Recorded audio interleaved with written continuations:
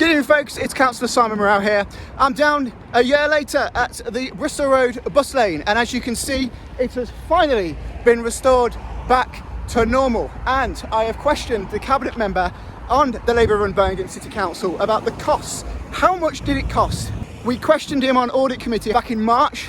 This was before they announced that they were scrapping it. A week later, it was obviously broke in the press, and they have finally got back to me with how much it cost. And I hope you're sitting down for this. It costs approximately £170,000 to install this bus lane. That's just to install the bus lane, and it's cost approximately £140,000 to £170,000 to remove this bus lane. Now, what makes that even worse is that is government money that they have spent, government money that was provided during COVID-19 for a council that consistently complains about austerity and that the government doesn't give it any money. Quite ironic. And of course, some of the excuses that we've heard on social media by Labour Party activists is that, oh, this is all down to the West Midlands Mayor, Andy Street. No.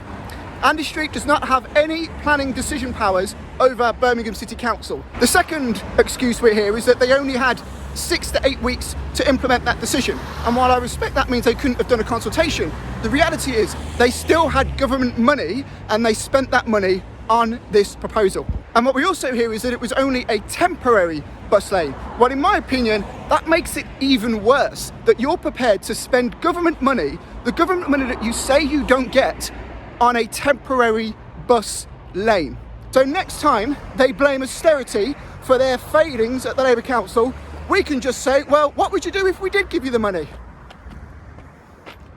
You'd spend it on a bus lane that nobody wanted. As we all know, it wasn't temporary. That's just their excuse, because as they said themselves, there are other projects that they have implemented with that money that they are now keeping. And of course, this is just one of many things that the Labour-run City Council are going to be introducing over the summer. Start with the clean air zone.